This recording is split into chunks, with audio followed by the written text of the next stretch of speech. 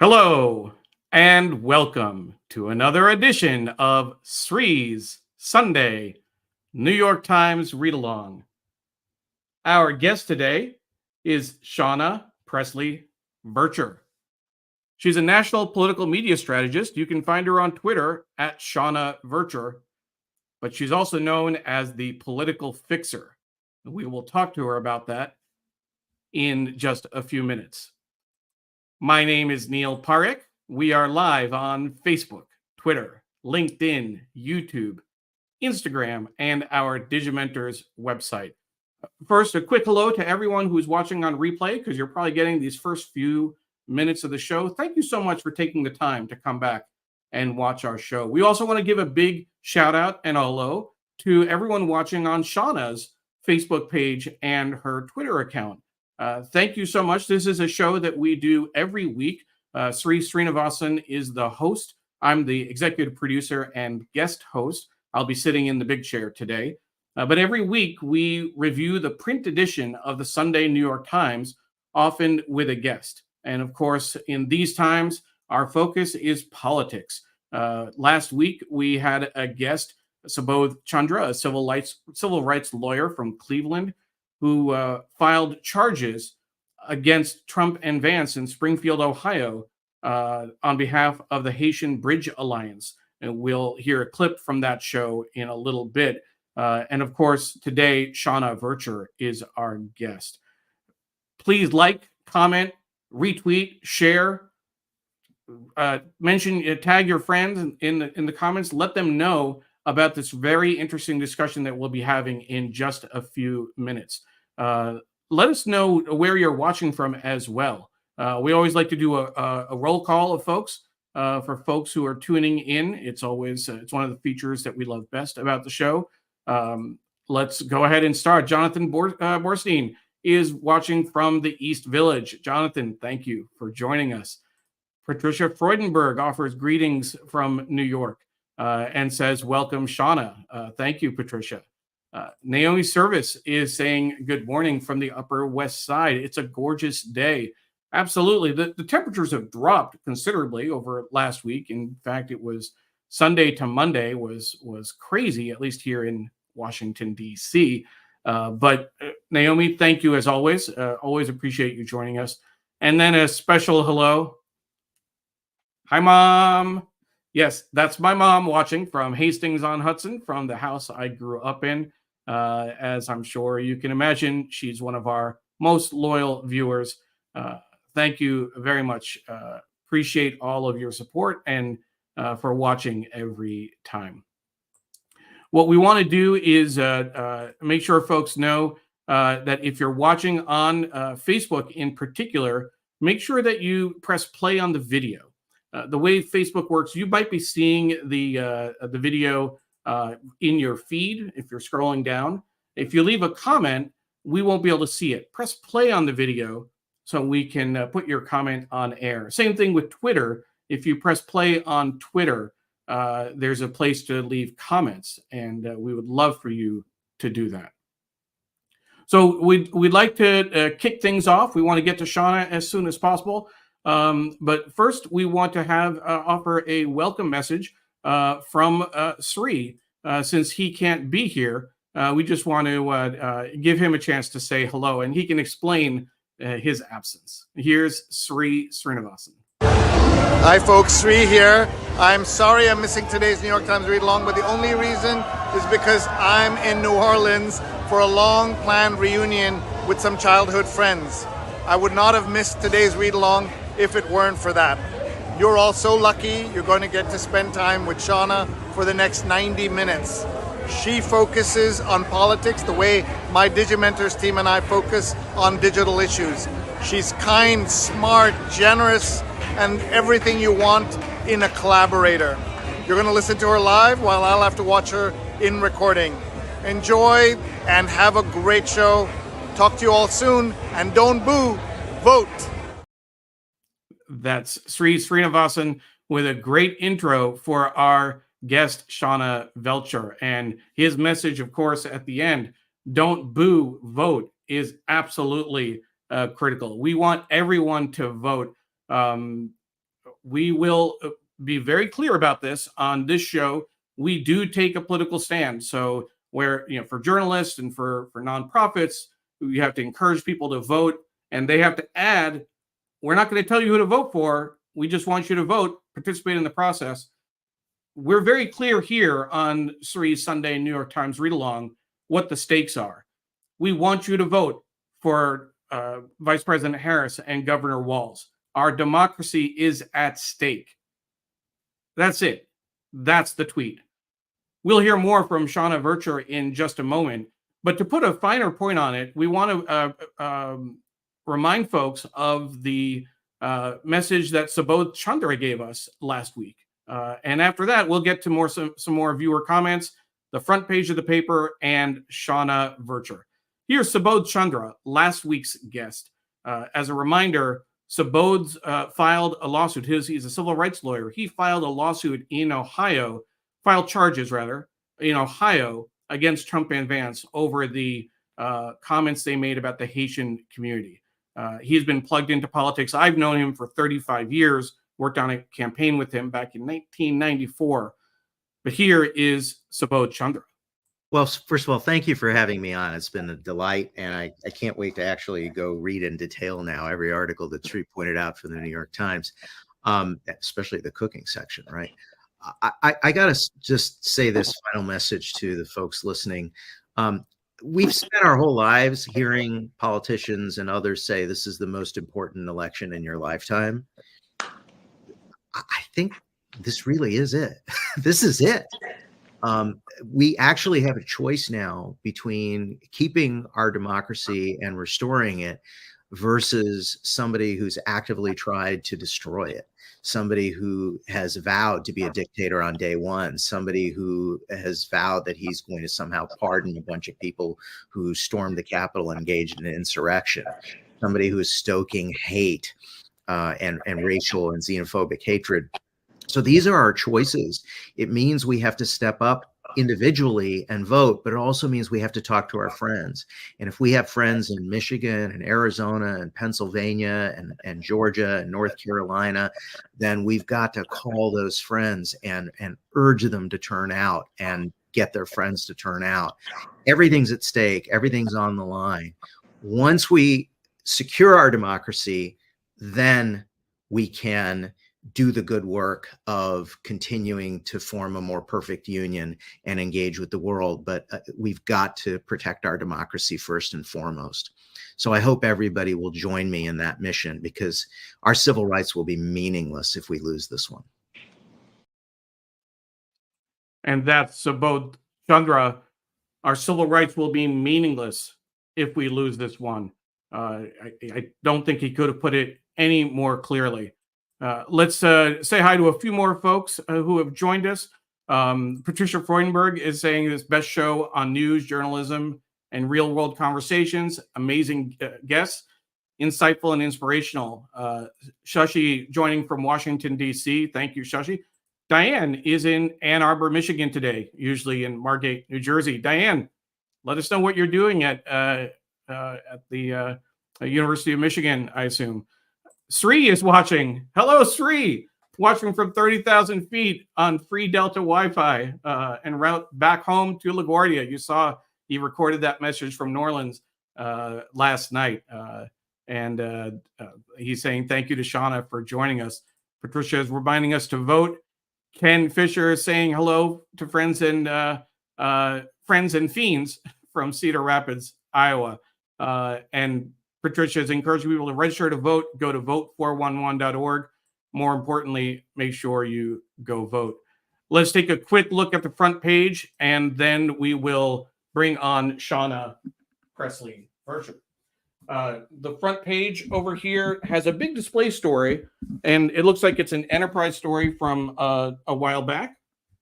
So they must have been working on this. Newly created pharmacy deserts.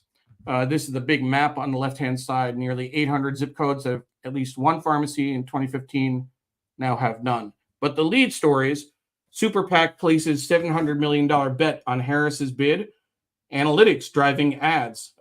So we'll talk to Shawna about that, of course. And then Trump banks on migration as main issue, certain 2016 strategy will work again. This is the article, Powerful Firms Driving Out Local Pharmacies. On the run, hurt yet ever defiant. Quest for Sinwar ended in long stare down. That's the murder of an assassination of the Hamas leader in the Middle East. Record drought in South America. The Amazon system, which sustains 30 million people across 8 countries, is drying up. And an article about Jill Stein. A lot of people see her as the villain in this story. She's still running for president no matter who asks her to stop. The concern is that she might make a difference in some swing states. So we will ask Shawna about that as well. There are some reefers at the bottom. Life is complicated under international about Moldova. We'll see about that. Modern Love at 20. It's a special section. Reflections on the Times Modern Love column. Daniel Jones was our guest several years ago on Valentine's Day. We're going to be reaching out to him to see if he'd join us again in 2025. But Modern Love at 20. There's an article about Shark Tank in the business section and an article about Hugh Grant in Arts and Leisure. That's our front page. Now, for the moment, sorry about that. For the moment you've all been waiting for, I've been waiting for the last several days, we are in touch with and we're connected with Shawna Presley Vercher, national political media strategist. More importantly, the political fixer.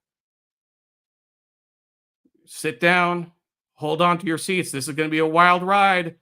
Shawna, welcome to the show. Thank you so much for having me, and thanks to everyone who's joining us on this beautiful Sunday and beyond. I'm so excited to get to know you all. Shawna, thank you so much for being here. We're so excited. We first met in Atlanta when you came down and joined us with the Southern Poverty Law Center to do a workshop with them. And I have to tell you that after that session, we had a chance to speak a little bit. We spoke that morning. But more importantly, Sri, Jenny, and I had a chance to talk about what we just heard, like the amazing knowledge, the amazing insights you shared with us. We were just blown away. Little things. I mean, it's not little things, but your work on TikTok, for example, which we'll talk about a little bit later. But the fact that you're attracting an audience with 8-minute videos instead of these like 15-second like quick hits, right? And it's an older female audience on TikTok. It's not, Gen Z and Gen Alpha, it's no dancing, right? You don't dance. Work on that. But it's amazing. And then even like, letting us know that putting your text on a red background or a blue background works better than anything else. I mean, so that's just a small taste, but we want to jump right in. Explain to us what your moniker is, the political fixer. What is that? So I've been in this business for longer than I sometimes like to admit. I've been in politics in some form or fashion for over 2 decades. I actually started out in technology. I kind of Forrest Gumped my way into this career, being at the right place at the right or wrong time, depending on how you look at it. And in doing that, and in also doing crisis management, then I've just found, as my late grandfather used to say, I sell common sense to politicians. I try to get into situations where campaigns are stuck or where legislation isn't being passed, or in some situations where a nonprofit is looking to amplify their voice and advance their mission, and really just help them to where they're not learning everything the hard way. What I find is sometimes people who are the best politicians are not often the most genuine legislators. And a lot of times you have a situation where people who are really good at governance or serving their mission or as advocates, they're not as polished as some of these men and women you see on the chat shows, right? And so if I can give them some of those keys and tools to reach more people and to be more effective, then we all win. because there is some gamesmanship in this industry. So I do come in as the political fixer and try to help them shore up some of their weaknesses so that they can move forward with their goals. And you've had an incredible career in politics, and related issues as well, not just electoral politics. You worked on Obama's campaign. You worked on the Doug Jones campaign in Alabama, which was incredible, an incredible flip. But I also want to mention, and this is not something we've talked about, but you also worked in the Parkland community after the shooting at Marjorie Stoneman Yes. Douglas, the high school shooting. We actually have a strong connection to that as well. This is several years ago now. Sri was at a conference in Dubai and interviewed several of the students who had traveled there to tell their story. Wow. And then we actually brought up two of the students to New York for Social Media Weekend. This would have been, if I'm doing my math right, 2018. The shooting I was believe so. 2017, if I'm not mistaken. We had a panel discussion with them. So, and we've had them on the show. They were guests on the New York Times Read Along. Tell us a little bit about your work with Parkland. So I will say that that was one of the toughest things that I've done. And I say that as someone who's done victims of different types of assault, advancing legislation for their rights, working in the juvenile justice community, a number of very challenging legislative and nonprofit advocacy work missions. But with the Parkland situation, that one did take a toll on me. I was called in by some people that I'd worked with before on the legislative side, completely unrelated. We just already had that relationship. So there was a concern, if you recall, Fox News kind of showed up in Parkland, stuck a camera in the faces of all of these parents, teachers, and law enforcement personnel, and they just never seemed to leave. And they started making fun of them, and then conspiracy theorists started showing up, and the situation was just really rubbing salt in a brutal wound in a community that was completely devastated. So they called me in based on my media training to just try to help mentor and nurture them as much as I could so that they were not consistent punching bags and looking foolish on top of everything else that was happening. And what happened behind the scenes is what you would pretty much expect, which is it went from trying to help protect them from this glaring, ugly spotlight to really trying to help them with the cause that has become so dear to so many of us, which is reducing gun violence overall. And so, you know, this is a tough job sometimes, especially during these times of year, but there's nothing that compares to sitting next to someone who lost a child. It puts everything into perspective. And so anytime I'm kind of feeling sorry for myself because, you know, I'm going on very little sleep or I'm cranky with a client or what have you, I think of those families and those teachers and those sheriffs that were sobbing, that were on the scene. And it's just like, oh yeah, that's why we do this work, is to make sure that doesn't happen again. Thank you so much for doing that and for your work. I think it's important to note that when people have that experience, those skills, the political fixer, it's not all about politics. It's not all about advancing a particular cause. You can use your powers for good, and you're certainly doing that in spades. So thank you. We'll talk more about some of the other work that you do outside of politics. But first, I want to make sure we pay some bills and recognize our sponsor, Muckrack.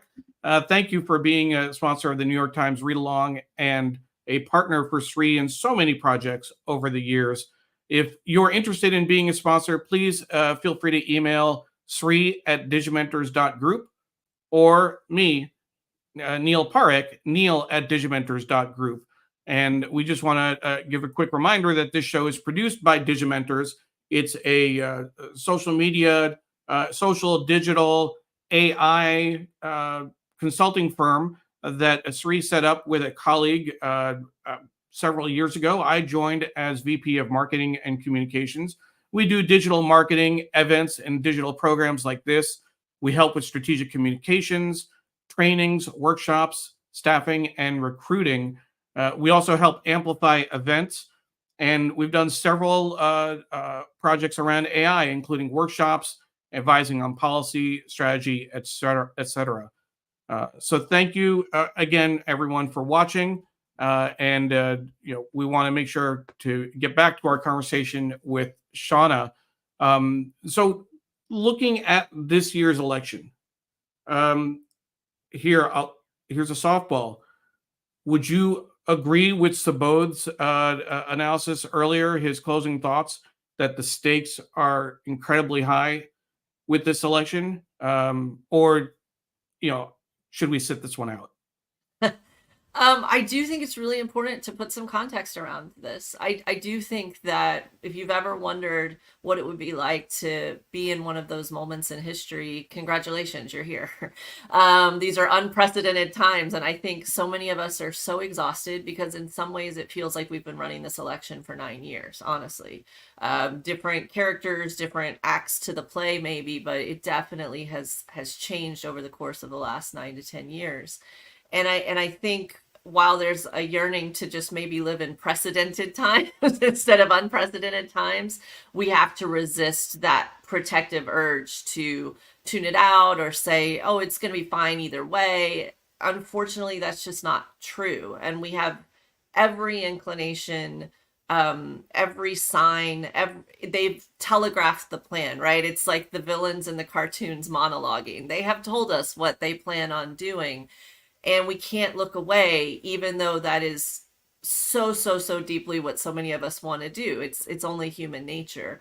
So yes, we need to push through in these next 16 some odd days, right? And possibly well beyond, as people struggle with the truth of what we hope Election Day brings. There's going to be a fraction of this country that still feels quite left behind, quite betrayed, and we need to try to work really hard to bring those neighbors back into our community, right? This is going to be a tough slog, but I think it's worth it. I think democracy is worth it. And as much as newspapers sometimes tend to focus on the sensational and the negative, there's been a lot of beauty in what I have seen as this country comes together. I think that is the real story that's going to win the day, is that the heroes did show up, the Avengers lined up next to each other, and we're going to defeat the evil. We're gonna defeat the evil. We're gonna defeat the evil. If we say it, we will make it so.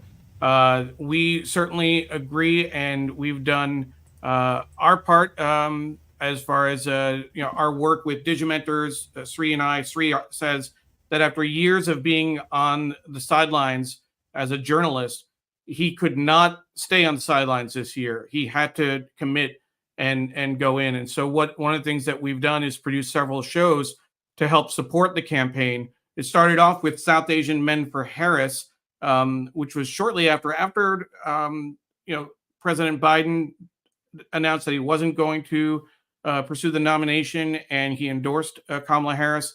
If you remember, Black women did a big Zoom call, and South Asian women. We followed shortly thereafter with South Asian Men for Harris. Just after that, the Asian American, Native Hawaiian, Pacific Islander men for Kamala approached us to produce their show for them.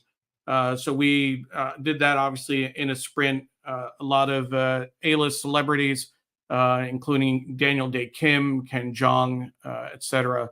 And then just last week, I guess Monday, South Asian stand-up for Kamala, South Asian stand-up comedians. We produced an event, a night of comedy to support Harris. In addition to that, we've worked closely with groups that, again, on the nonprofit side, are pushing, encouraging people to vote. Both, we worked with the Southern Poverty Law Center and the John and Lillian Miles Lewis Foundation. But through my work on the board of Justice Aid, we've been supporting. So when I say we, I mean Justice Aid, not Digimentors. But we've been supporting Black Voters Matter over the last 2 years, and we've given them, our total will be over $1 million to support the work they're doing. So we are all in. We're doing what we can.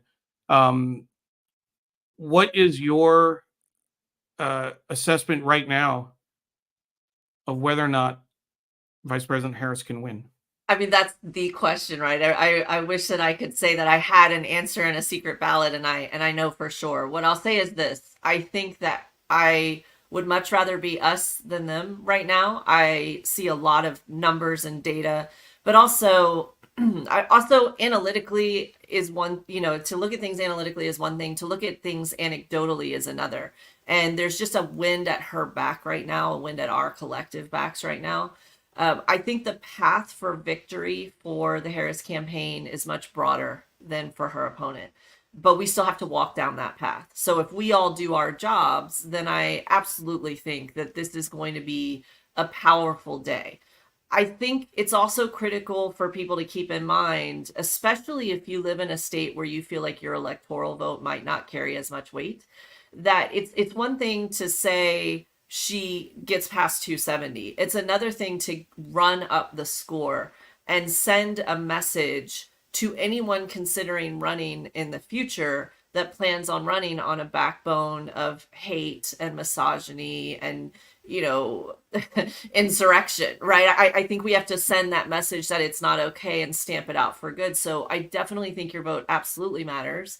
And there's also a lot of down ballot races that we absolutely cannot forget. It is critical to vote in the Senate and the House races. And there's a number of ballot initiatives across the country as well. So I can't stress enough to make sure to verify your voter registration, particularly if you're in a red state. There's been a lot of purging of voters as of late. Make sure your name and address match your voter ID in the states where that matters. But also make your plan to vote. And I'm going to ask, I know that we all have our election day traditions, but try to vote early if at all possible. It will make a difference in the narrative for, the New York Times and others because it establishes a momentum, but it also helps the campaign because then they'll stop hounding you and chasing you to ask you if you voted, and they can start moving on to hounding and chasing someone else. Absolutely. For some people, that's enough motivation to get off the list so that they're not getting the calls and text messages, etc. But definitely, I think that what we can encourage people to do and a good strategy is to make a plan to vote. It's not too early to think through. Are you going to do early voting, at this location? Are you going to go on the weekend, etc.? If you can't do early voting, if you're going to vote on election day, are you going to go in the morning? Are you going to go in the afternoon? Are you going to go evening? Is work an issue? All these things. What do you have to, if you have childcare issues? I mean, if only election day was a Saturday or a national holiday and they actually encouraged people to vote. What a crazy idea.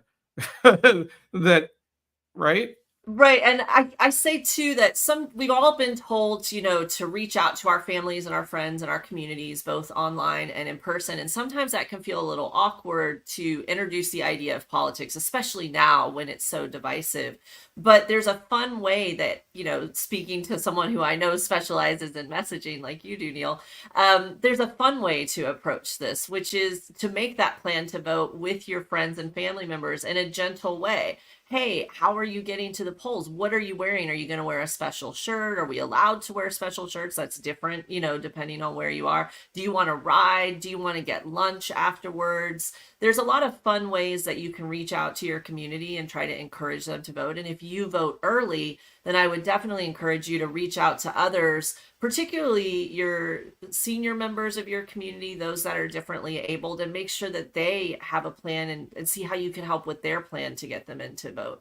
This is something that the stakes are really high. We're all very nervous, and there's been, again, a lot of toxicity, but that doesn't mean the experience has to be negative. I'm hoping that we really can follow Vice President Harris's example and lead to this with a joyful defiance.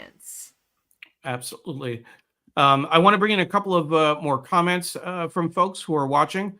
Patricia Freudenberg makes it very easy. Just vote, hashtag vote, which is great. Pradnya Haldapur is watching from Silver Spring. Pradnya, thank you for joining us as always. Dr. Sujana Chandrasekhar is saying good morning to all. And Paula Kiger, longtime producer of the show, is not in Tallahassee, Florida today. She's actually up in New York City. I know she's up there for a bit of a conference and such. So thank you, Paula, for tuning in on Sunday morning.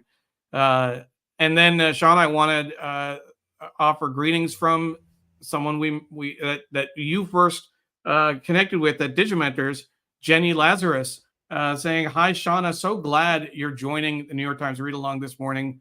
Looking forward to hearing everything you have to say. And we still have a lot more to hear from you, of course. Couldn't agree more with what Sri said in his video. Best collaborator ever." You guys are so kind.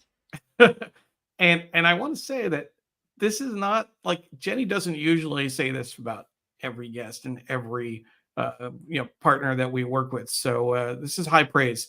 I just want you to know this is not. I think that this is an embodiment of what we're seeing, though, isn't it? Which is that we're all coming out of this darkness and feeling so isolated, not just from politics, but also the pandemic. And it's so exciting to come out into the light again in so many different ways and connect and find more of your people, right? And I think that for me, that's what the DigiMentors family is becoming, is some of our people, but also these communities we're building online, like the folks that I'm getting to meet today. It's so exciting and genuine that we are getting to connect on that level after feeling so isolated for so long. Absolutely. We do think of it as a family, the New York Times Read Along family. Dr. Tachi is watching from Fort Lauderdale, not too far from where you are, at least relative to DC in Florida. But we also have Kaveri Madhavan watching from Ireland. She's a former guest on the show. She's an author. We talked about her books and her experience of being Indian in Ireland. I do want to mention Dr. Tachi is a future guest, hopefully. Dr. Tachi, let's make this happen, right? My mom weighs in. Sean, I like your line that we have to defeat the evils. I am glad to hear your analysis on the president election and your suggestions. Thank you. Thank you. And Dr. Tachi is saying she already got her mail ballot in. She's going to be dropping it off at the polling place during early voting. That's great. That's what amazing. We want to hear. And my mom said she already voted by mail as well. So we're doing a little bit of a polling right here to see what's fantastic. Going on. Jonathan Borstein has his voting plan is based on how traffic works in New York. That's fair. People here tend to want to be the first on their block or wait until last minute. So there's always a donut hole, apparently. Furthermore, in business in my area tend to be empty or near empty between 10 and 11. I favor waiting for a day when rain is predicted. I'm usually in and out in minutes. He's really thinking it through. This is great. I love it. I love it. And we do have a question. Pradhan wants to know about the Funko Pops behind it. I couldn't even see them. What is that? I am Texan by blood, Texan by the grace of God. So I am a huge classic country music fan. I grew up in the rodeo. My mom was a barrel racer in the rodeo. So this is Willie Nelson and Dolly Parton right behind me over my shoulder. I've had a chance to work briefly with Willie Nelson on some cannabis legalization stuff, and his team is amazing. I have not yet gotten to meet the Queen herself, but I'm hoping one of these days. So, but I did get to go to Dollywood. So, I mean, that's something that is a really great experience. And your mom was a barrel racer. That's a barrel racer in the rodeo. Yes. I watched Yellowstone, so I have some context for that. I and I don't know if all of the rumors are true, but and if you're mentioning Dolly, I want to mention obviously not just her support with the COVID vaccine, but I worked with United Way for 9 years, both locally and nationally, and her work with the Imagination Library is just incredible, just incredible. So I wanted to recognize that and honor that. I do want to bring in a comment from Mary C. Curtis. Greetings from Charlotte, North Carolina. The state broke early voting records on the opening day Thursday. I was a guest on a 2-hour live BBC show. They are visiting all the swing states and came to Charlotte on Friday. Mary, thank you so much for sharing that. Shawna, I do want to ask about another project you're involved in, Voter SOS. This Southern Outreach Support. This is an effort to make sure that everyone impacted by hurricanes Helene and Milton are able to vote, right? Yeah, and Mary brings up a really great point. I mean, North Carolina and other states impacted by the storm, including here in Florida, they are doing such a beautiful job of trying to recover. But the counties that were most impacted by the storms are severely lagging behind, particularly on their mail ballot returns right now. So, for example, in Tampa Bay, where I live, we were actually impacted twice, by both storms. And right now, our mail ballot return rate is 20 points lower than the state average. Same thing in North Carolina, it's lagging lower, those numbers. Understandably, these families are recovering. And I want you to picture this for just a second. You have a mail ballot that's sent to a home that doesn't exist anymore. You mailed your ballot back and it's on a mail truck that was submerged in the floodwaters. Or perhaps you were displaced and you don't know how to vote if you're nowhere near your precinct, or your precinct isn't where it used to be with the damage. So Voter SOS, which you can learn more about if you go to politicalfixer.com, is an effort that we've reached out to a number of advocates across the country. We're going to be calling, texting, and doing targeted ads to their devices to make sure that all of those ballots, as many of them as possible, get returned. The last thing that we want is for these people to be re-victimized. My family was extremely lucky. The water came up to my mother-in-law's driveway halfway up, but did not go in the doors. But we are surrounded by families and businesses that were not so fortunate. So this is a way that we can give back to those communities. So if you can get involved, please go to politicalfixer.com and go to Voter SOS. For now, this is all happening very quickly over the next 24 hours. We're going to have some things that you all can share on your social as well, and make sure that you can be part of our calling tree, reaching out to folks.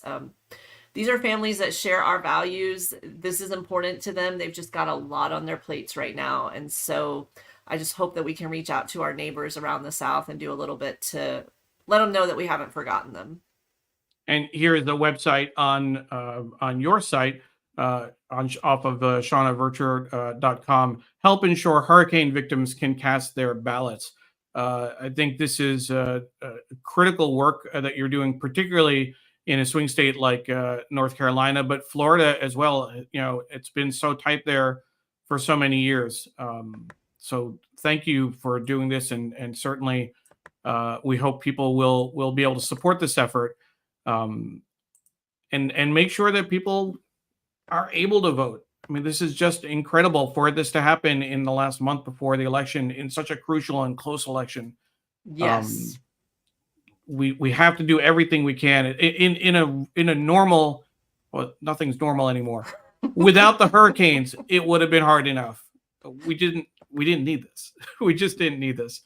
It's been a whirlwind, and we all have a lot going on right now. I know that there's so many families that are struggling right now. I know that even the families that are keeping it together, we're juggling at the very least, right? But the fact that so many people are still taking time out of their schedule right now to ask the questions they're asking on your podcast, and get involved in these conversations, and take the time to read the headlines of the New York Times, even when sometimes it's a little bit hard to stomach what you're reading. That is ultimately what's going to save us, is that we're pushing through and overcoming even the everyday obstacles that life is throwing our way to try to help each other. And I think, again, I don't want to lose that narrative of kindness and joy, because it really is trying to get drowned out right now with every person for themselves, and no one cares about you, and all of this other negativity that we're seeing on some of the news programs. Now, we started off the show talking about your moniker, the Political Fixer. There's actually going to be a TV show about that, right? Yes, there is. Can you tell us a little bit about that? What I mean, this is not official yet. There hasn't been a Well, we're not officially announcing the air date yet, but we are in date. production, and it Yeah. is going to be on a national streaming service. And I'm very grateful for our partners in Los Angeles and across the country, including our streaming platform, for supporting this project. I was really worried, especially with, again, how negative things can be, that people wouldn't want to have politics on television, but they've been fantastic partners through this. So the show is called The Political Fixer. I am the Political Fixer, and I go around the country and I help different candidates and nonprofits and people try to learn how to make a difference in their community. So the audience following along gets to see a little bit of the insider baseball of how politics actually works. You get to see what works in certain situations, whether it's fundraising or raising awareness or building consensus, or even,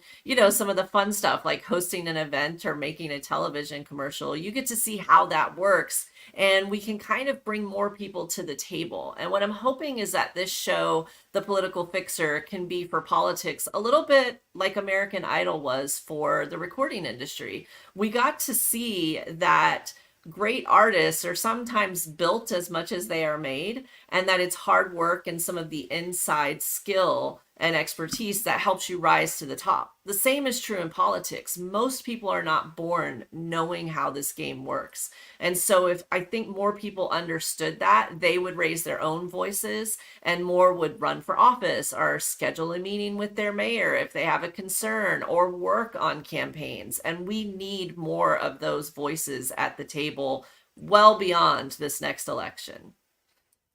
That's The Political Fixer, coming to you in 2025. And we're looking forward to watching that, and certainly sharing it with our audience when it airs. Thank you so much, Shawna, for giving us the inside scoop on that.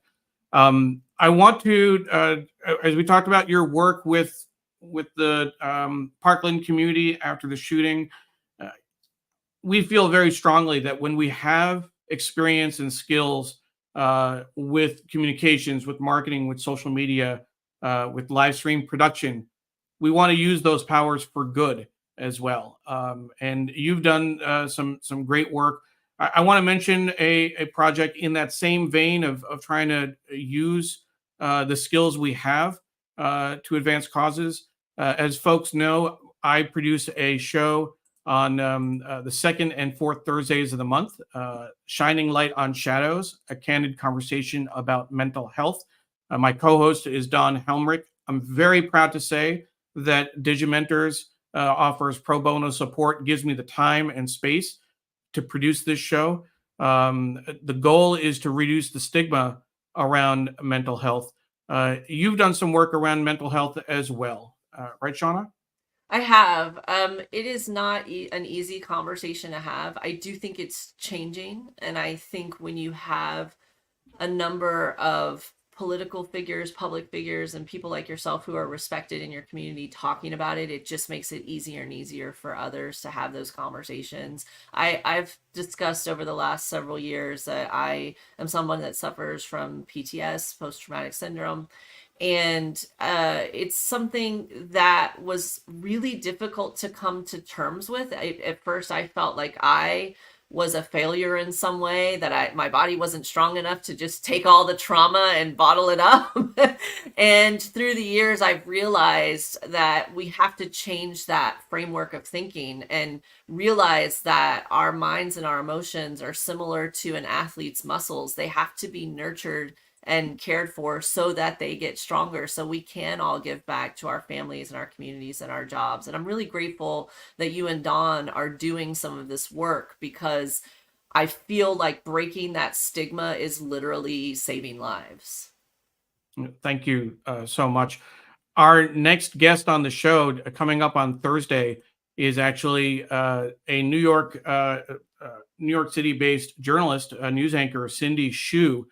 She actually has a series called Breaking the Stigma that she's been producing.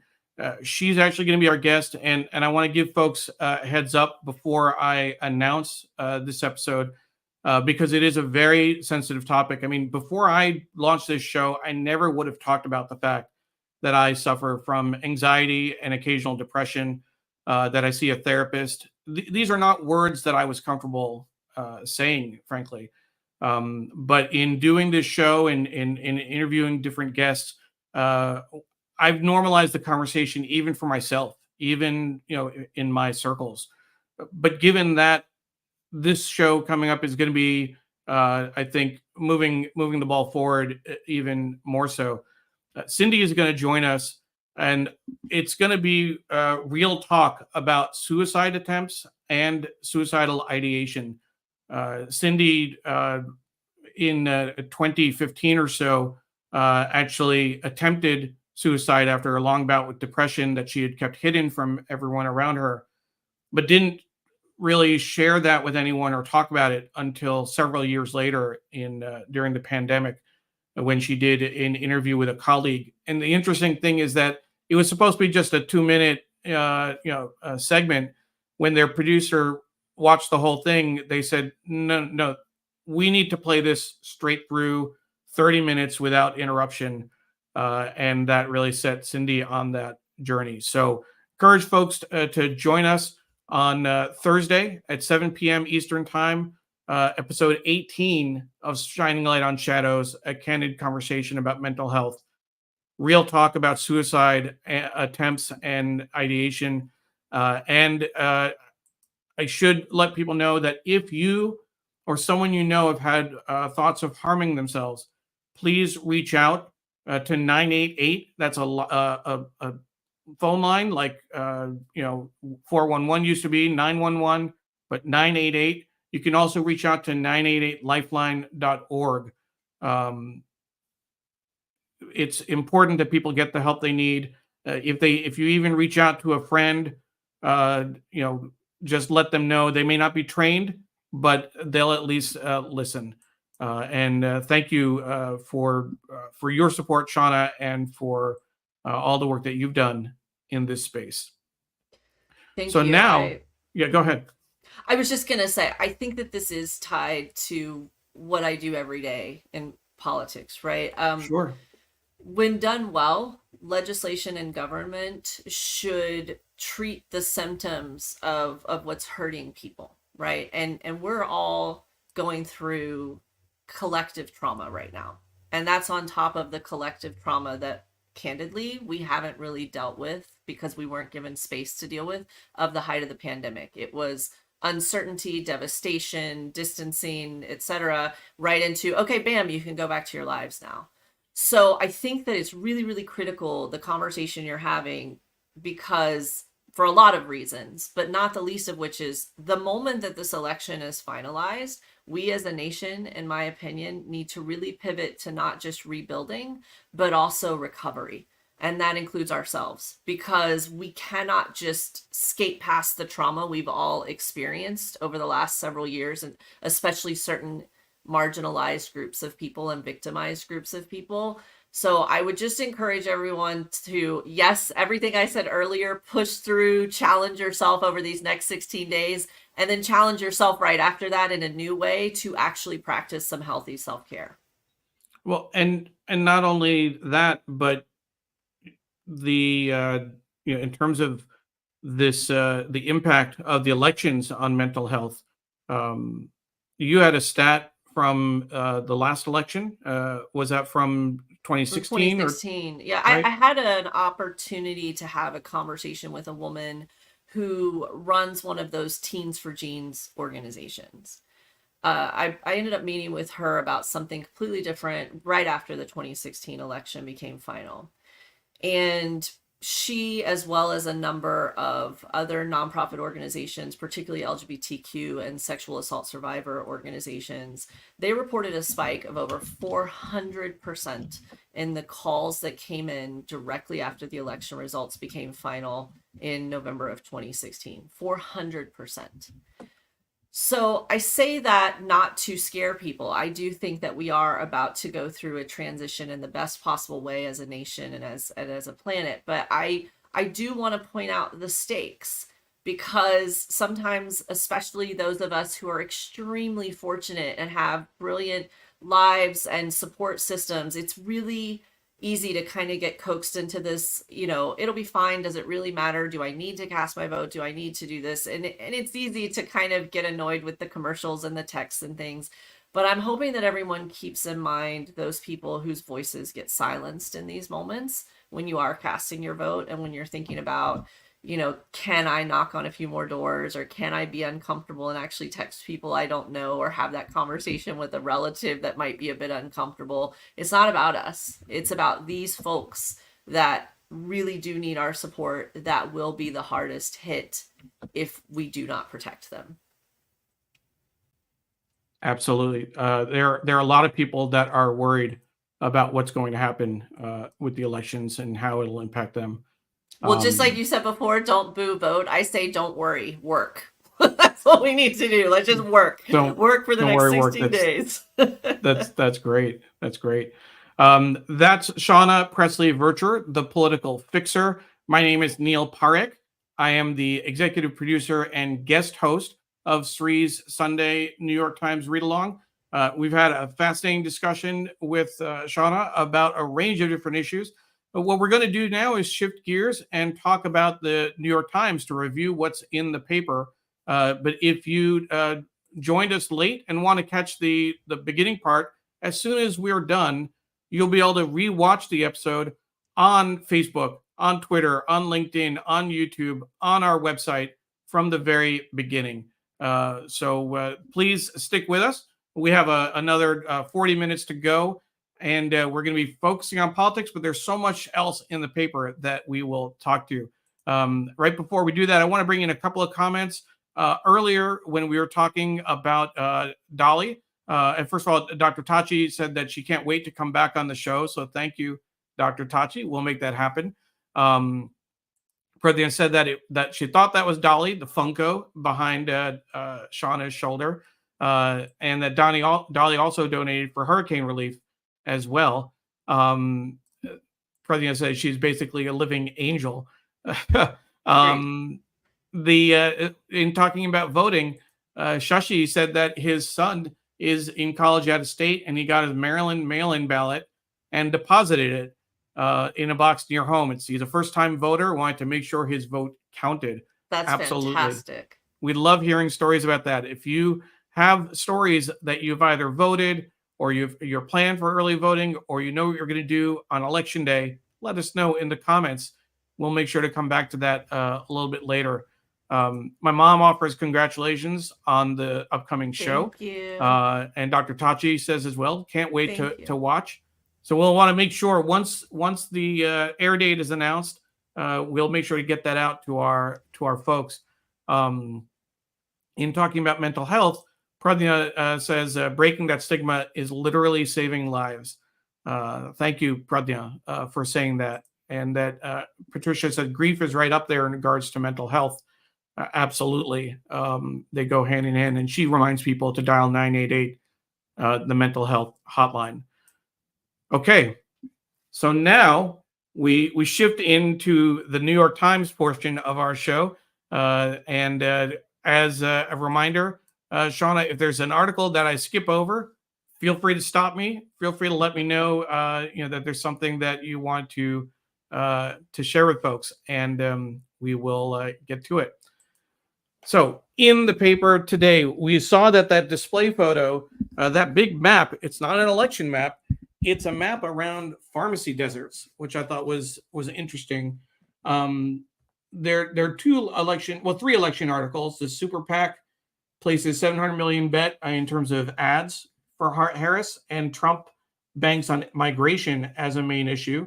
And it's interesting. I'm just in terms of the headline, without having read the article, there's a reference to at a rally, excuse me, for the next minute and a half, the former president and his audience in Atlanta stood and silently watched clips of news reports of undocumented immigrants committing horrific crimes, which is just incredible. When the montage ended, Trump said out loud what he had been feeling his advisors in private, what he's been telling his advisors in private for weeks, that in his view, immigration is the number one issue in the 24 election. But I think the headline is interesting. It's Trump banks on migration, not immigration, not undocumented but on migration itself, words do matter. There's also the article about Jill Stein. What's your take on some of these issues? I feel that both words are incorrect. It's not about migration or immigration. It's banking on fear of others, fear of Haitian Americans, fear of, migrant workers, fear of immigrants that are crossing through the South, fear of anyone that's different than you. And this is what's been very frustrating for me as a media strategist, as someone who's in politics, is that we are giving him so much breadth and grace, and he will literally call people vermin, say that he's going to send the military up, say he has been quoted as saying that he wants to essentially bring back the internment camps where we can either deport or imprison people who are here legally. And it's, oh, well, he's passionate about migration. No, he's passionate about hate. Let's be very, very clear. And I've yet to see him vilify a group of people who are upper class white folks. Let's just be very candid about that. So there's just so much nasty at play here that to dismiss it as a disagreement on policy or a new direction that he wants to take on a very real issue. Immigration is a very real issue. No, that's not what's happening. What's happening is fear baiting and honestly race baiting. And I just wish there was more context that conveyed that rather than comparing this to an economic policy, for example. It's just not what's happening. And as Pradnya says, he's banking on racism and xenophobia. 100%. And the unfortunate reality is that might actually work. I believe with certain people that it will work, and that is its own form of manipulation, because there are people who are hurting in a different way, who believe that it is someone else's fault, and they are spoon-fed these messages through their social media, which becomes an echo chamber, through really dishonest networks that promote themselves as news, through all these different channels, right? And they are just told that their life would be easier and that pain would just lessen if it wasn't for those people. And so in a way, they are also victims. I'm not letting them off the hook as far as some of their decisions and behaviors that we've seen. That's not what I'm saying. I just feel that for me in this job, the way that I stay centered in a very tough, competitive, nonstop industry is if I can find the empathy on both sides of an issue, then I can speak to that issue in a way that does it justice. And so to feel an empathy for the people he is manipulating, I think makes me in a way a little bit angrier, which is also how I know I'm finding the right message, right? Because we're getting to the heartbeat of it. And so it also means that all of the nonsense to the right of that article, which is, oh, by the way, there's a super PAC spending money on ads. Can we really trust it? That's not even one of the top 5 headlines I would say is happening with the Kamala Harris campaign. And yet again, we're fear baiting. Like, oh, look at this money she has. Look at this PAC that's not even directly associated with her. Is it shady? Is it, I would caution everyone to guard against emotional headlines. And I'm disappointed when we're counting on our legacy press right now to not see more context when it matters and to defer on what I honestly believe is a little bit of manipulation. So that's a really interesting take on that, Shawna. I want to focus on that article on the right. Super PAC places $700 million bet on Harris's bid. Analytics driving ads. Some in party say group is insular and has a narrow vision. So if you kind of just set that aside for the moment, just reading the lead for that article, right? The biggest super PAC in American politics is in the middle of an unparalleled spending spree, unleashing more money on television advertising in the closing weeks of the 2024 race than the campaigns of Trump and Harris combined. The group, known as Future Forward, has ascended to the pinnacle of Democratic political universe with remarkable speed, winning over some of the world's richest people with a grand promises of a Moneyball method to political advertising. Now, just reading that much, and this is the challenge with news and attention spans, etc. I except for that little bit in the subhead, hallelujah. I mean, I'm reading this and thinking that's great. $700 million to help, Harris. I'll stop reading there and say, okay, good. There's some good money going after this. This might actually make a difference. But that's kind of the point, isn't it? Like, that was an editorial choice, that instead of saying, celebrating what we would do if it was another candidate, and we would say, oh my gosh, look at how much money they have raised, and they're able to use all of these data techniques to target their ads, this high-tech stuff that you find in other sections of the New York Times. You'll find them celebrating technology advancements, right? It's promoted as something sinister. And I get it that the media wants this to be a horse race, and they're looking for an interesting angle that hasn't been done 50 times before. But I do feel that in that quest to be different and edgy, that sometimes it can become a little bit dishonest when you're trying to be the brokers of information to people. So what's your take on Jill Stein? So this was really funny to me. I read the front page on my mobile device first thing this morning, and then I like to see the layout of the page. I think the layout tells a story. I'm a very visual person. And what I find very fascinating about this is that the Jill Stein article appears right next to a photo and an article about a drought. Now, you're talking about a Green Party candidate that supposedly cares about the planet and climate change more than anything else. And yet, what happens to environmental protections and corporate regulations and safety and global outreach on some of these humanitarian crises, right? What happens if Trump is elected?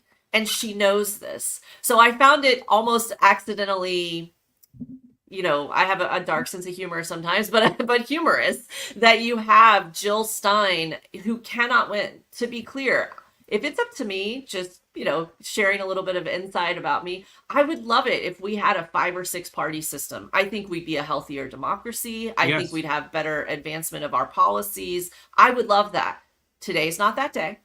And we are grown-ups, and she cannot possibly win. I'm not saying that from an analytical perspective. She's physically not on enough ballots to get enough votes on the Electoral College to win. She can only act as a spoiler. And the very cause that she claims to care about the most, that she claims to represent, would be irreparably harmed if she does well. And I just think that's just a bitter irony of how she landed on that front page this morning.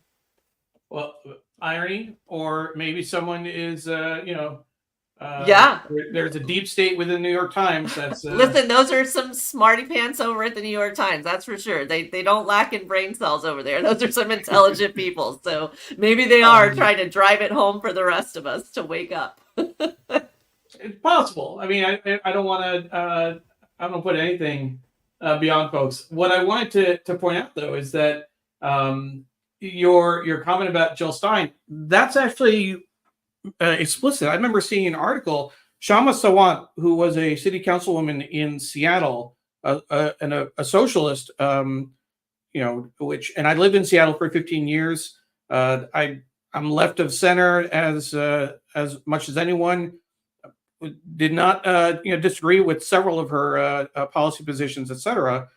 But she spoke at a rally in Michigan, I think it was last week, and the article, I don't think it was in the Times. I can't remember where it was, but she said that is the point.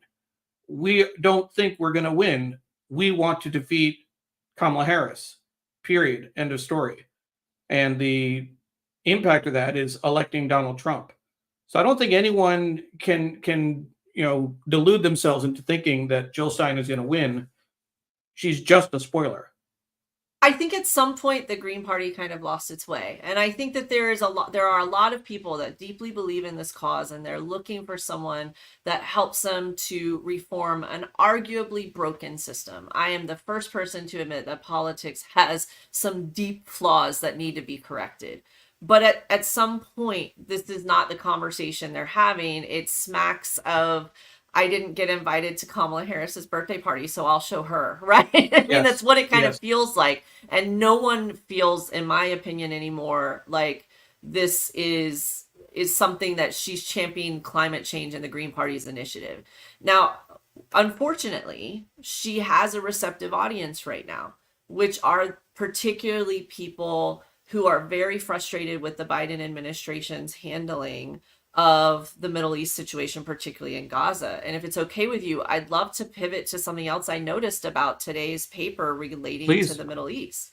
Not on the front page necessarily, but definitely prominent throughout. There were several stories and some really great opinion pieces about what's happening in the Middle East, especially in light of the assassination of one of the leaders of Hamas who was responsible for those horrific events on October 7th.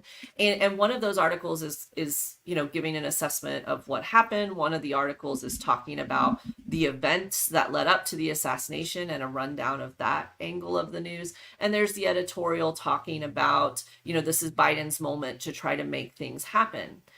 But again, it's very frustrating from someone on the outside in who doesn't work and have the reach of a legacy media outlet for those stories not to be woven together and provided with some context that I feel like people are missing. Namely, how do you have an article calling on President Biden to try harder with Netanyahu and not mention the fact that Donald Trump stood on a tarmac yesterday and said that he called the Prime Minister of Israel and said not to listen to Biden? That's kind of relevant in everything that's going on when people are considering who to support. Because I believe that these passionate people, to be clear and to disclose, I have worked with Jewish organizations and I have served on the board of Muslim American organizations as well. And one of the largest Muslim American voter outreach organizations in the country, Engage, one of my dear friends, Khurram Wahid, is one of the founders of that organization. So I'm very passionate about the Jewish and Muslim communities. I am definitely not neutral here. And the bottom line is both communities want a ceasefire so deeply. And yet some of the more younger, more impressionable kids, particularly we're seeing with college students, are being manipulated by some of these more seasoned people like your Jill Steins. We've just learned that Elon Musk has been targeting some of these kids with targeted ads as well and ginning them up and sending false mailers out on both sides to get these people upset and convincing them that this poison pill is the only way out. And it's really hard to not see that story followed through and help be a beacon of light to people to say, hey, this is happening. And also here's what you can do about it. And I know that's a heavy ask for a newspaper, but when we get frustrated with legacy media, maybe that's why, because it's not going that additional step. Sure. Let's look at a little bit more what's in the newspaper itself. One of our favorite sections is pages 2 and 3. Inside the Times, we had the editor of this section. They redesigned it about a year and a half ago. Megan DeTrolio was our guest. The story behind the story. Anyone who loves journalism, loves the New York Times, loves this column. This one is Where Did Modern Love Come From? It's the origin story for modern love. And of course, they're celebrating 20 years. There's a whole special section just on modern love. We'll take a look at in just a moment. They also have a piece called Dateline, where Times journalists are reporting from around the world. This is not available online, by the way. Hot Springs, Arkansas, Brasilia, the capital of Brazil, Burkina Faso, and Mumbai, India. There's an article, apparently, abuses like coerced hysterectomies, debt bondage, and child labor in the fields around India's sugar abound in India's sugar industry. But little is done about it because the industry is heavily controlled by the country's political elite. And they've had several articles about that. There's a history piece. There's a great museum at on the top floor of the Times. I had the pleasure of going there when we interviewed Jake Silverstein, the editor of the New York Times Magazine, in his office on a Wednesday, a sneak preview of the magazine. But we went up to the museum, an artifact from the morgue, the Times Clippings Library. Last Jeffersonian expires with convention. Godfrey Gloom, a victim of modern devices. The tragic death of Godfrey Gloom, a congressman from Amity, Indiana, made the front page of the Times in 1936 while crossing a street in Philadelphia where the Democratic convention was being held. Mr. Gloom leaped out of the path of an oncoming vehicle carrying a radio commentator, only to be hit by a newspaper photographer on a motorcycle. Holy moly, that was his bad day, wasn't it? That's awful. Bad day. I mean, journalism is powerful. I didn't know it could kill. Wow. Here's the international section. How a scourge of oligarchs fell in love with one in Moldova. But there's also an article about Cuba. Cuba's power grid fails a second time in 24 hours. And there is only one plant, from what I understand, in Cuba that's putting the island nation. Or they're relying on Texas's power grid, one of the two. Don't put. I was going to say earlier, you mentioned you're from Texas. What was your line again? Do you mind? I'm sorry. Us? When you talked about being from Texas, you had a line about that. Do you remember? Oh yeah, Texan by the grace of God, right? Texan by the grace of God. There used to be, when I went to Florida State, go Noles. Oh, that one's hurting me this season. But when I was Seminole by choice and Texan by the grace of God. Texans have one thing in common, which is we're all very proud to be Texan. It was Ann Richards who got me involved in politics. I never had the privilege of meeting her. I got to meet her daughter, Cecile, through my work with Planned Parenthood at some point. But growing up in a small town, I was literally born in Texas City, Texas. Growing up in a small town with not a lot of access to the outside world, right? This is pre-internet. This is you're not supposed to call long distance, right? I will have to explain that to the younger kids. But feeling so isolated and feeling very different in this community, and then seeing Ann Richards be sassy and stand up next to these powerful men and say things in a way that I understood it, and wear dark makeup when we were told to just be modest, just all these things. It was just so glamorous to me. And I was like, I want that. And then on the heels of that, you have Bill Clinton coming up and youthifying everything. And I actually got to play saxophone for President Clinton when I was younger. Okay. So, it was just this intoxication with a new, lesser rules, less stodgy version of politics, and I was just in it from then. Well, I was going to share so in college, my wife's roommate was from Texas. They were lived in a house together. Good friends of ours now, Colby Evans, and he used to say, "Don't ever ask a man if he's from Texas." It's kind of like Harvard people, where if you meet a Harvard person, you're going to know it in conversation in like 5 minutes. We are borderline obnoxious about it. His comment was, if he is, he'll tell you, and if he isn't, you'll embarrass him. So you can take that back if you'd like. Again, amazing. Shawna Presley Vercher is our guest. She's the political fixer. My name is Neil Parekh. I'm the executive producer and guest host of Sri's Sunday New York Times Read Along. We're going to get back to the paper. We still have some time left. We could talk for hours, I'm sure, but we all have other things that we want to get to on this Sunday. But let's go ahead and see what else we can uncover in the paper. We're looking at the international section, and we'll certainly get through we've talked about politics a lot today. This is that article about drought. Fire and no water, drought in second year plagues South America. But we also like looking at the ads. Here's a full-page ad, Greek Americans for Harris Walls, which is really great. You can see the second half. I'll show you the second half of the page right here with people signing it. GreeksForDemocracy.com if you are curious about that. Our friend Arlene Schulman, who was a former guest on the show, would probably want to check that out, given her Greek heritage. More articles about Israel and Gaza. And then we have another ad here. Let's keep going. And here's a nice 2-page spread in the middle of the paper. Democracy and the rule of law are at stake.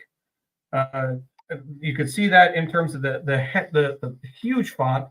And then the text on the bottom half, to honor the principle of democracy and the rule of law, the Overholland Foundation announces the future placement of the American artist David Hammond's Puzzling Times of 1975 in a major U.S. museum, conditional on Donald Trump's loss in the upcoming election. Wow, Since blackmail. I dig it. since if he wins, all bets are off in so many ways all around the world. Puzzling Times evokes a face and hands pressed against glass as if trying to gain access to something denied. Hammond's newest time, much has changed since then, but in the present crisis, his vision is still acute. The next election is here. Will the glass crack? Will freedom and democracy prevail? Will you vote to turn the puzzle blue? Wow. Wow. Just wow. And here's a bit of the Puzzling Times art piece. I love that people are not being cute or subtle about it. That they are, whatever tools are at their disposal, whatever voice they have, whatever influence they have, whatever platform they have, they are leveraging it. And I think, you know, for those of you that might be concerned of if this is going to look more like 2016 or 2020, I feel like I can speak for myself and for the people that I knew and the colleagues in this space. We underestimated what was going to happen in 2016. We underestimated certain polling data. We underestimated the sleeper cell of anger in this country. So many things that is not happening now. Right now, you're seeing all these examples of people that are giving it everything they've got, and that will matter. And here's that article about Jill Stein that we referenced earlier. It's a lot of ink on this, a full page.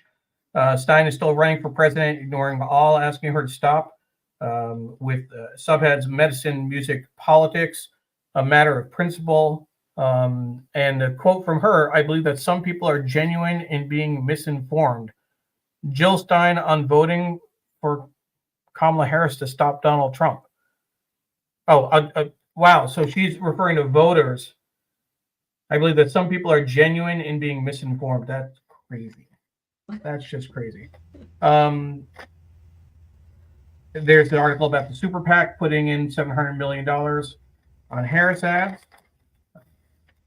And there's still more what to win, Harris needs to do what Clinton couldn't do in pro-Trump areas.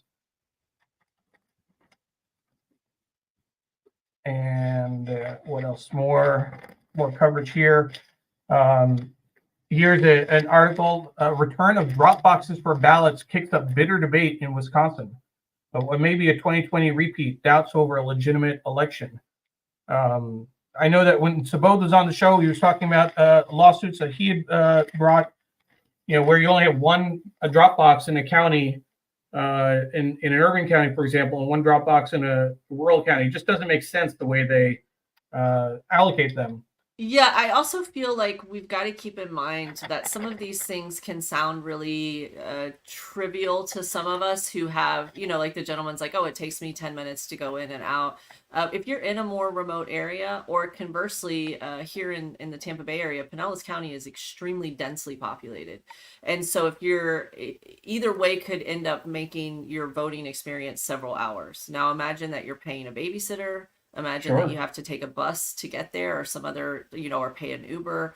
Imagine that your boss is not giving you much time off of work, right? There's so many things. And then also related to drop boxes, imagine if you're someone who's differently abled. I was just speaking to a couple of voters in North Carolina yesterday, I believe, and she was talking about her experience taking her elderly father to the polls. And you know, waiting in line for an hour and a half is an inconvenience for anyone. But if you are someone who struggles to stand, then waiting in line for an hour and a half is extreme. And he was there to just drop off his ballot. He had the ballot. So, you know, these are things that discourage participation.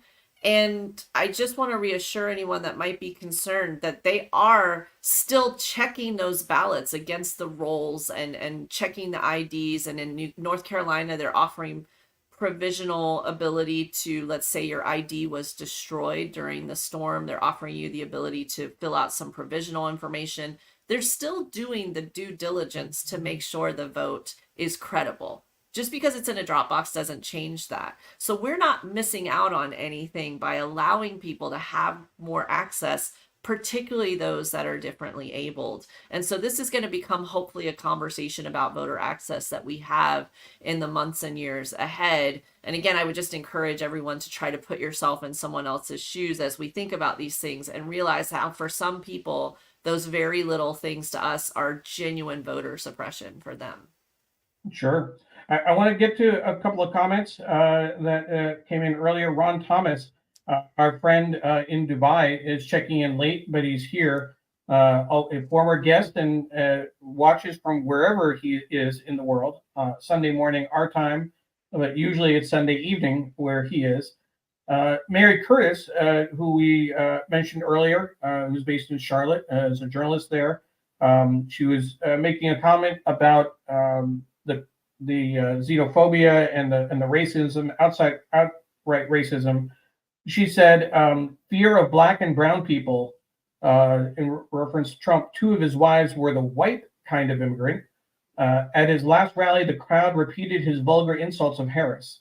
As a Black female political columnist, I get some of that, and it is frightening. I'm so sorry to hear that, and yet not at all surprised. And I just hope that, I'm sure you're doing an amazing job of covering and doing the work that you do, but please also genuinely stay safe, because this is a time of heightened emotion for everyone involved. And so I hope that you're being safe, but I also feel and share some of your anger and frustration at some of the behavior lately, because it does have a real impact. And it's not just demeaning to the office of the vice presidency, but it also sends that message that that kind of language, particularly against Black women, is acceptable. And that's the entire problem, isn't it? Absolutely. And Pradya also said that she was sorry. Mary, we feel for you. You're doing a very difficult job in a very difficult time. But you're also doing a great job. I've known you for several years and haven't seen your work. Thank you for continuing to do what is right.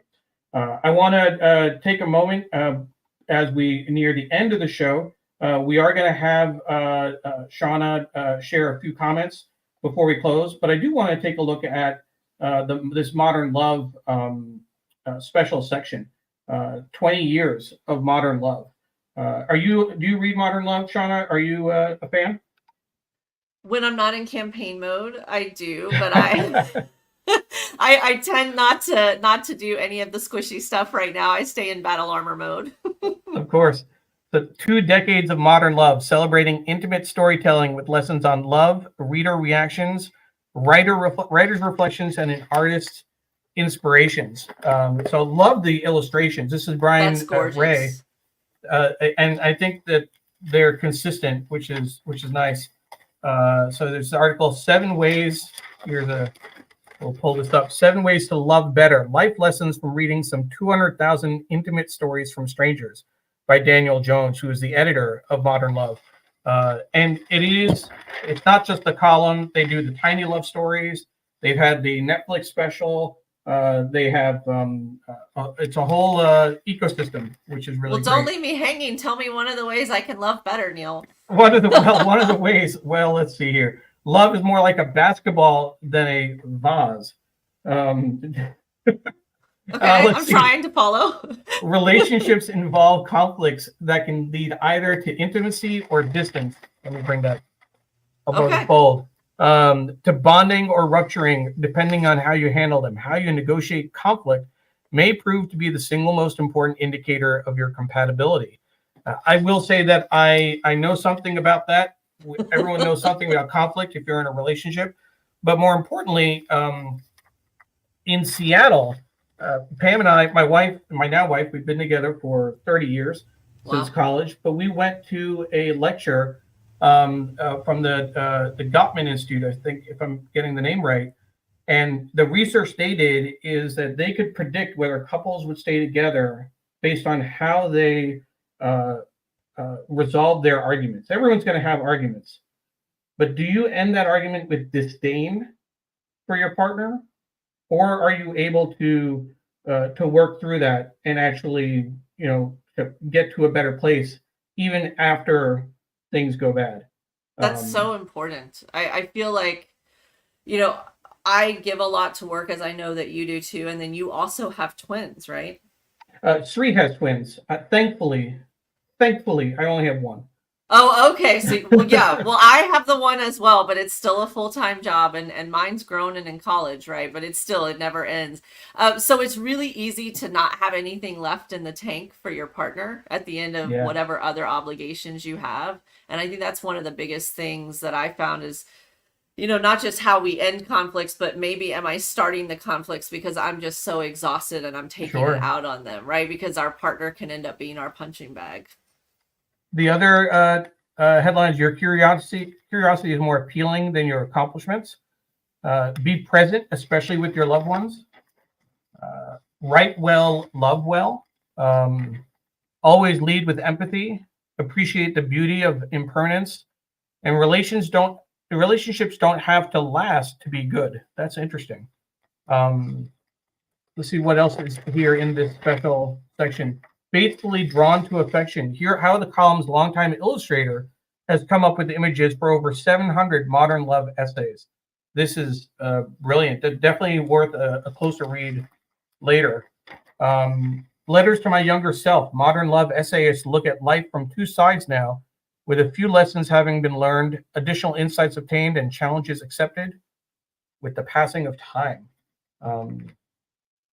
Let's see what else. Telling the truth wasn't an option is this article over here by Julia Arce, or Arce possibly. And then they have these little postscripts from columns from original essays, which is great. And then they have this last section, lives enlightened by stories. Over the years, the intimate experiences shared in the column have continued to reverberate for readers. So these are letters that were sent to Modern Love, a 2-page spread of that, which I think is really, really great. So that's the Modern Love special 20th anniversary section, which is great. I do want to set that aside, and there's so much of the paper we weren't able to get through, but I do want to dig through and call out one thing in particular, the book review, the cover. A Moral Force. In John Lewis, A Life, David Greenberg tells the full story of the civil rights hero who became a long-serving congressional representative. We are proud to work with the John and Lillian Miles Lewis Foundation. I do communications and social media for them, work very closely with their president and CEO. What I want to point out about this biography in particular is that former staff members for Congressman Lewis, board members, etc., worked very closely with the author, with interviews, providing materials, insights, etc. This is an incredible biography of a man who's had several biographies written about him, and he wrote his own as well. But this one has the insight and the contributions from the people who worked closest with him in his congressional career. So I couldn't endorse that more. I couldn't support that more. And I can't tell you how much it means to work with the John and Lillian Miles Lewis Foundation. It is one of the clients we mentioned earlier, the Southern Poverty Law Center, the work we've done for the Harris campaign. When you get to do good work, when you get into good trouble, it really means a lot. So Shawna, thank you so much for being with us today. I'm going to ask you to stay on for just a few more minutes. If you can, we'll give you a break. We'll take you off screen. We'll make a few more announcements, and then we'll have you come back to give a quick summary. What's your takeaway? What do you want people to leave with 16 days before the election? It's kind of crazy that we're this close, but we'll have you join us and come back in just a moment. Our guest has been Shawna Presley Vercher, the political fixer. Incredible conversation. So glad that you could join us today. Again, want to make just a few quick announcements. Thank you again to our sponsor, Muckrack, for all of their support for the New York Times Read Along and Sri's projects over the years. The show is produced by Digimentors, the consulting firm that Sri started. I'm proud to be a vice president of marketing and communications for Digimentors. We also want to make sure folks know about the show that I produce. It's the Shining Light on Shadows, a candid conversation about mental health. We air the show the second and fourth Thursdays of the month, 7 p.m. Eastern, 6 p.m. Central. And this week coming up on Thursday, the 24th, we have a very special show. And I want to kind of warn people ahead of time. If you have, if you or someone you know have had thoughts of harming themselves, please reach out to 988. It's a phone call. You can dial 988 or 988lifeline.org. Our next guest will be Cindy Hsu. She is a news anchor for WCBS TV in New York. And we'll have a conversation about real talk about suicide attempts and suicidal ideation. So certainly it'll be an important conversation to have. And we appreciate all the support we've gotten for this show over since February, since we launched it. So thank you so much. And we will come back. Shawna is still with us.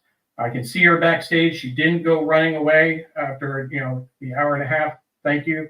We have some quick comments that we'll put on. Jonathan says, great show. And Dr. Tachi says, thank you, Shawna and Neil. This was a great episode.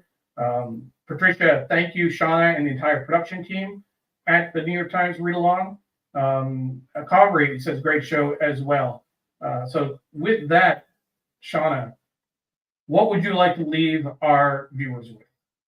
Well, first of all, thank you so much for the opportunity to sit here with you on a beautiful Sunday morning and get to know some of you, and to be just a little tiny part of this journey that we're all on together with this kind of challenging time, right? I really appreciate and take it very seriously that you trust Neil and Shri and the Digimentors team and myself to be in your headspace right now. That means a lot to me personally. I know it means a lot to the Digimentor family as well, and to the New York Times Read Along family.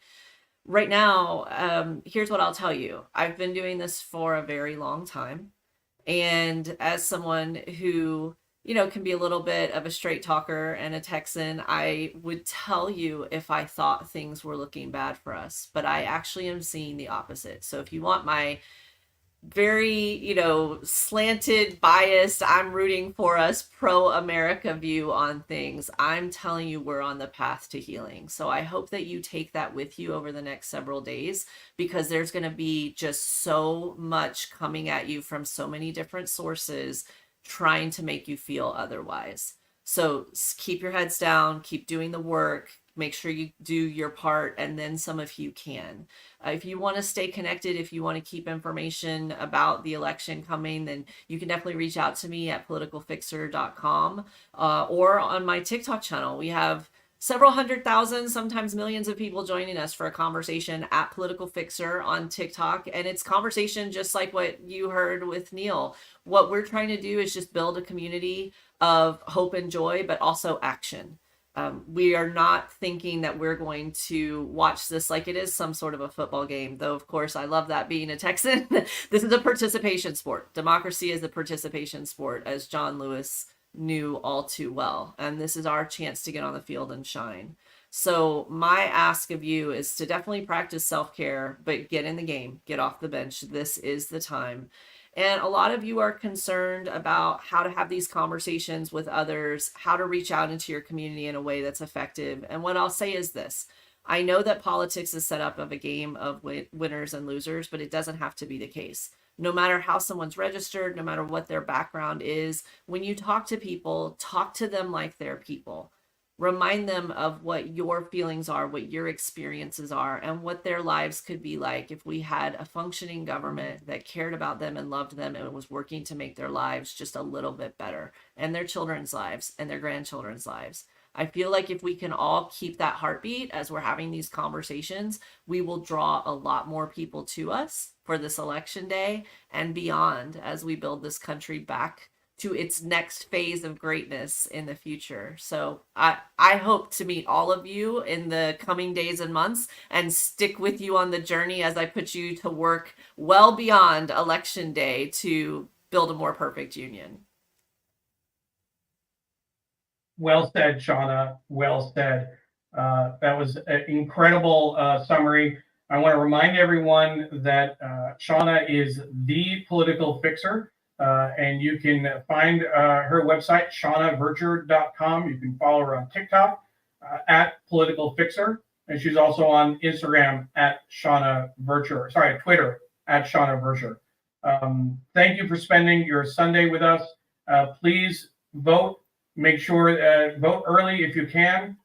Make sure to vote on Election Day. Encourage people to get out there. This is the most important election of our lifetimes.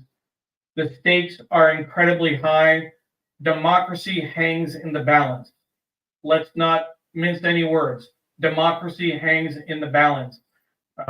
We really need to go out and do this. We need to make sure that Donald Trump does not win. And it's not just about defeating Donald Trump. Electing Kamala Harris is a good thing. She will be great for this country. I am so excited about this year. Thank you for joining us. Thank you, Shawna. And we look forward to more to come. We're hoping we're talking about the possibility of a show on Wednesday morning after the elections, 8:30 to 10 a.m. Block that time off. We might do a spot, a quick analysis about what happened the night before. Hopefully, we'll actually have results at that point, unlike several elections in the past. Thank you for joining us. Have a great Sunday.